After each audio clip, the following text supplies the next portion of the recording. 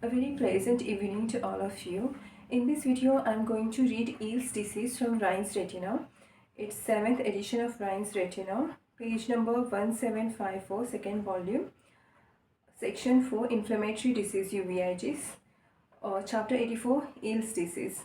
So actually I was to make video on vitreous hemorrhage because I have decided to go through the entire Namrata Sharma, and rather than just reading it to myself, I decided to post these videos here because I realized long back an year ago I had made vitreous anatomy videos, and rather than going through the book, because it was very boring to go through the book once again and just strain my eyes, so I closed my eyes, I just put it on my TV screen, my own channel, and I started listening to myself, and it was a very good revision after watching the PowerPoint presentation of the vitreous anatomy.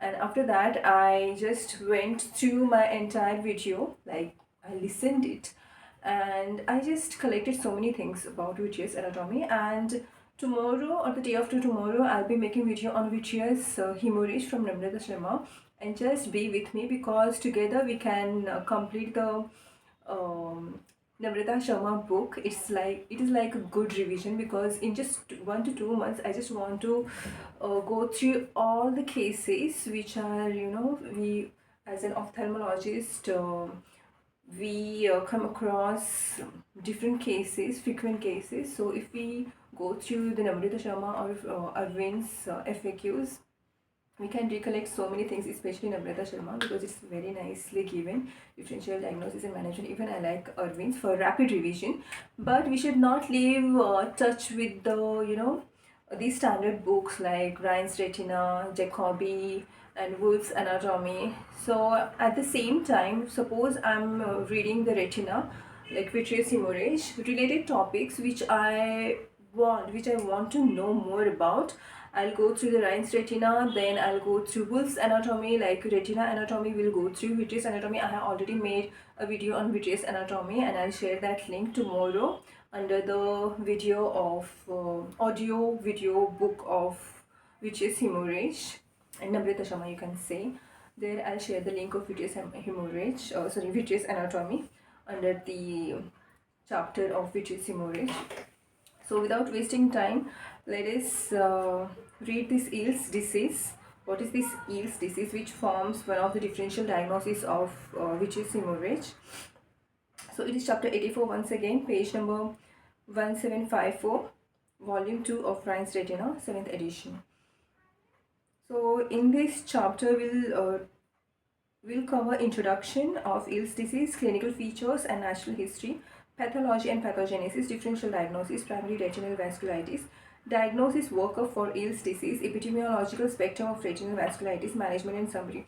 Before I go through or before I read these pages from Rhine's Retina about Eales disease, I would like you to go through the videos about Eales disease so that you can have an outline, like its introduction, its pathogenesis, then symptoms, signs, management, complications. These points, like in 5 to 10 minutes, you can cover from some videos, and then you come back to this video so that you can, because once you start, like it's like if you have an outline first, if you take the notes first, because we have already read it, right? Being like, it's this video is especially for everything, like for PG students also, and for those who have completed their degree also.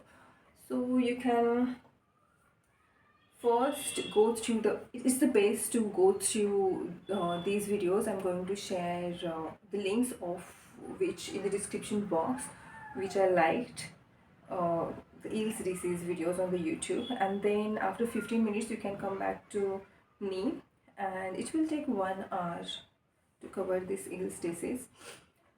So without wasting my time, I just started. Introduction.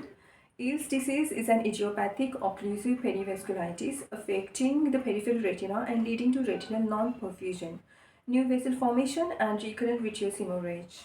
So it is one of the causes of the recurrent vitreous hemorrhage, Eales disease. Eales disease was reported from the United Kingdom, United States, and Canada in the latter half of the 19th century and in the early 20th century. The eponym means upanam in Marathi, like the name given after something. The eponym originated from the first description of Henry Eales. See how that is the origin of the name. The eponym originated from the first description by who described it first, Henry Eales, of a syndrome of recurrent vitreous hemorrhage in young men with epistaxis and constipation. Most cases since the beginning of the century have been reported from the Indian subcontinent, with a few reports from the Middle East. However, the incidence of Eales disease appears to have declined globally, probably due to improved general health and living standards to reduced incidence of tuberculosis, one of the causes of Eales disease in developing countries, underdeveloped countries, and to improved etiologic diagnosis in heterogeneous group of allegedly primary vasculitis previously amalgamated as presumed Eales disease. Amalgamation means mixture. Presumed Eales disease. Most patients are healthy young men, 20 to 40 years old, and the mean age of onset is generally earlier in Asians than in Caucasians. Caucasians means those whites, European Caucasians. Eales disease has also been reported in children under 16 years of age. So common age in the common age group affected is 20 to 40 years old, but it has also been reported in children under 16 years of age. The disease ran a similar but more aggressive course, and patients experienced more inflammation and frequent neovascularization. Clinical features and natural history. Three subsequential vascular responses that determine the natural course of Eales disease are inflammation, occlusion, and neovascularization. Most patients are asymptomatic at the stages of inflammation and occlusion. Three stages: inflammation, occlusion, and neovascularization. Once again, inflammation, occlusion, and neovascularization, ION. Most patients are asymptomatic at the stages of inflammation and occlusion.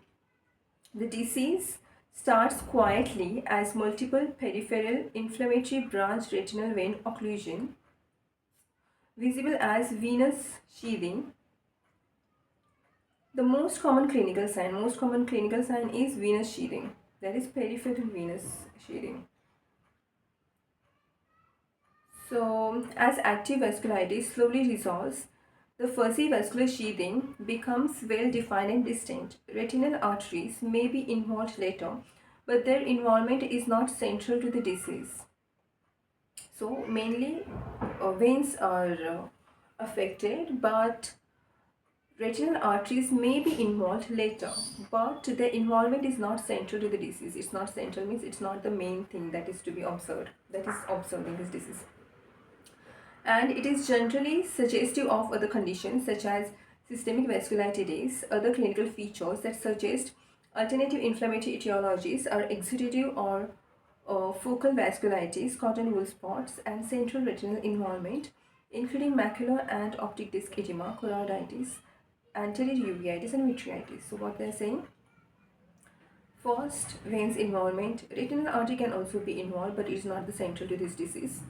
Then it's not a key feature of this disease. Then other clinical features which are indicative or suggestive of inflammatory etiology. First, exudative or focal vasculitis. Exudation means heart exudates. Leakage of the lipoproteins, and cotton wool spots is nothing but the axonal nerve swellings secondary to ischemia. And central retinal involvement is there, including macular and optic disc edema, choroiditis. See, there is a choroiditis, anterior uveitis, and vitritis. So when the central retinal involvement is there, what we see: macular edema, optic disc edema, we see choroiditis, and anterior uveitis and vitritis. It's very important when the central retinal involvement is there. Which things we see on the fundus? These are which are supplied by the central retinal artery: macular edema, optic disc edema, then choroiditis, anterior uveitis, and vitritis. Because the occlusions are primarily venous, they occur gradually, allowing development of compensatory phenomena such as collaterals, microaneurysms, capillary telangiectasia, corkscrew vessels, and venous bleeding. Some of these changes may be observed by careful examination of the apparently uninvolved fellow eye of a patient with unilateral vasculitis. So, what we see,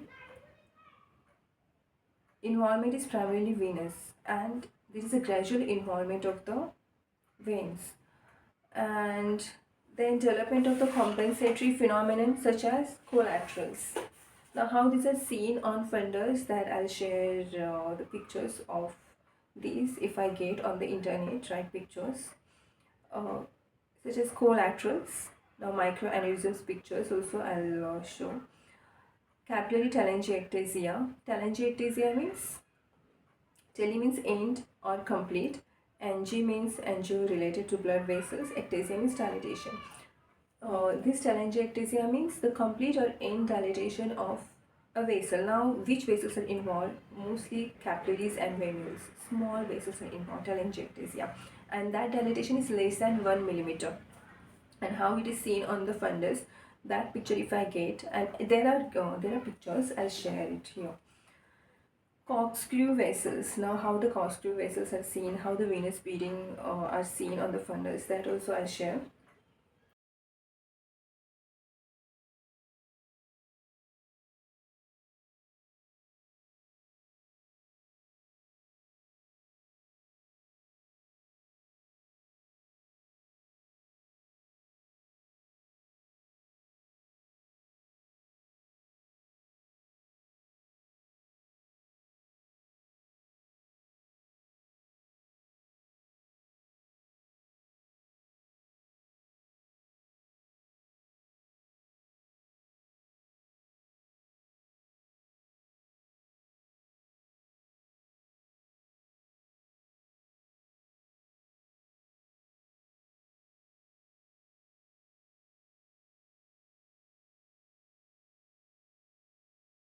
And differences, if we can just differentiate them. Some of these changes may be observed by careful examination of the apparently uninvolved fellow eye of a patient with unilateral vasculitis. Prolonged and extensive retinal non-perfusion eventually leads to peripheral neovascularization, obviously. Ischemic conditions prolonged leads to peripheral neovascularization because peripheral veins are most commonly involved here in this case. In up to 80% of the eyes, this neovascularization is rare because the peripheral veins are involved, the periphery is going to be involved more commonly, and that's why NVD is less commonly seen. New vessels bleed into the vitreous, resulting in the classic presentation of Eales disease. A sudden unilateral, there is a sudden unilateral blurring of vision or floaters. Vision often improves, but recurrences are common. So you remember that one of the causes of the recurrent hemorrhage is this Eales disease, and other are proliferative diabetic retinopathy, things like that. We'll just see those causes in vitreous hemorrhage chapter. So vision often improves, but recurrences are common. The second eye is ultimately affected, so there is involvement of the second eye. In which conditions the second eye can be involved? Proliferative bilateral PD or proliferative diabetic retinopathy and Eales disease also. In 90% of the cases, after a gap of 3 to 10 years. So in 90% of the cases, other eye involvement is there in 3 to 10 years. 90% chance of involvement of the other eye. Isolated episodes of vitreous hemorrhage usually settle down without visual deficit. Recurrent bleeds lead to progressive contraction of vitreous cortex, resulting in traction retinal detachment. So what happens? There are recurrent vitreous hemorrhage, obviously the membrane formation, fibrosis, then vitreous condensation, then vitreous cortical condensation. It will cause traction on the retina, and traction retinal detachment can occur. Secondary to retinal tears and epimacular membrane, obviously blood bleeding and the membrane can occur.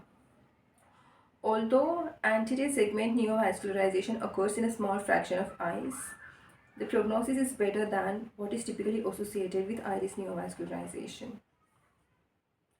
So anterior segment neovascularization is there, but when the iris neovascularization is there in other causes like in PDR, but the prognosis is here in this case is better when it is seen in Eales disease, this anterior segment neovascularization. So here they have given one picture, figure 84.1. The most common presentation of Eales disease is columns of occlusive sheathing in peripheral veins, as seen here in nasal, temporal and inferior quadrants.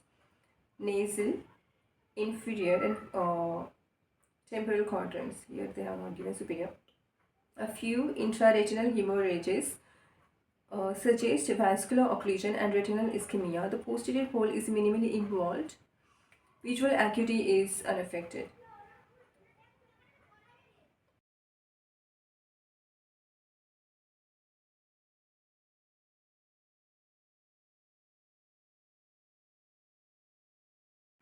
Classic presentation of Eales disease is floaters or blurring of vision due to vitreous hemorrhage from the peripheral nerve vessels. Recurrent bleeds along with preceding inflammation lead to epiretinal membrane formation, which is beginning at the posterior pole.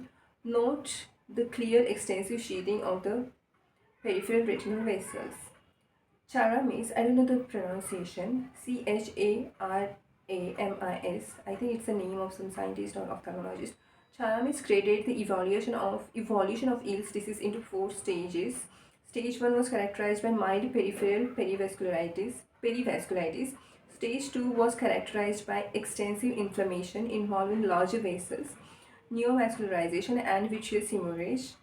Heralded stage 3 and tractional complications marked stage 4. So there are 4 stages. First stage, mild peripheral perivasculitis. Stage 2, extensive inflammation involving larger vessels. Stage 3, neovascularization vitreous hemorrhage. Heralded means publicly known, means everyone can see that, obvious. Tractional complications. Stage 4. Stage 1, mild peripheral perivasculitis. Stage 2 is exudation, extensive inflammation and involvement of the larger vessels. And then 3 is vitreous hemorrhage and neovascularization, obviously. And stage 4 is tractional complication, tractional retinal detachment and tears. So, assisting for grading Eales disease on the basis of the degree and extent of retinal vasculopathy, neovascular proliferations, and vitreous hemorrhage has also been proposed. However, the course of the disease is variable and a fixed sequence of stages may not be followed consistently. Here I'll conclude the part 1. Now, second part will be on pathology and pathogenesis and differential diagnosis of it.